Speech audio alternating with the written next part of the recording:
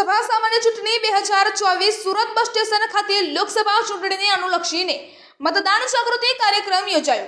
વધુમાં વધુ મતદાન માટે મુસાફરો આમ નાગરિકો પ્રોત્સાહિત કરાયા। યાત્રીઓ, બસ ડ્રાઈવરો, કંડક્ટરો, કર્મચારીઓ કાર્યક્રમમાં ઉત્સાહભેર જોડાયા।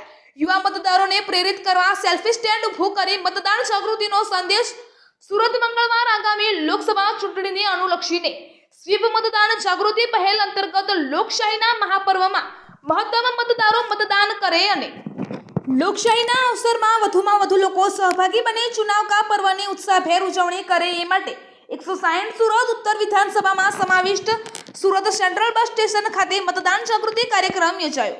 આ કાર્યક્રમમાં સ્વીપના નોડલ ઓફિસર દ્વારા આગામી 7મી મેના રોજ યાત્રીઓ, બસ ડ્રાઈવરો, કંડક્ટરો, એસટી કર્મચારીઓ અને કામદારો અવશ્ય મતદાન કરે તેવી અપીલ કરાઈ હતી। તેમજ યુવા મતદારોને પ્રેરિત કરવા બસ સ્ટેન્ડમાં સેલ્ફી સ્ટેન્ડ ઊભું કરી મતદાન જાગૃતિનો સંદેશો અપાયો હતો, જેમાં યુવા મતદારોએ મતદાન જાગૃતિ માટેના કટ ઓફ પર સેલ્ફી લઈ અવશ્ય મતદાન કરવા માટે પ્રેરિત થયા હતા। સાથે જ કાર્યક્રમમાં ઉપસ્થિત સૌ કોઈએ ફરજિયાત મતદાનના સામૂહિક શપથ ગ્રહણ કર્યા હતા। આ પ્રસંગે 160 ઉત્તર વિધાનસભાના મદદનીશ ચૂંટણી અધિકારી અને નાયબ collector Shri Dharmeshbhai બગસરિયા, sweep nodal અને વધારાના મદદનીશ ચૂંટણી અધિકારી શ્રી આરબી પટેલ, જીએસઆરટીસીના વિભાગીય નિયામક પંકજભાઈ ગુર્જર, ડેપો મેનેજર શ્રી ભાવેશ પટેલ સહિત 160 સુરત ઉત્તર વિધાનસભાની સંપૂર્ણ સ્વીપ ટીમ ઉપસ્થિત રહી હતી। રિપોર્ટર સુજાતા વાઢેર।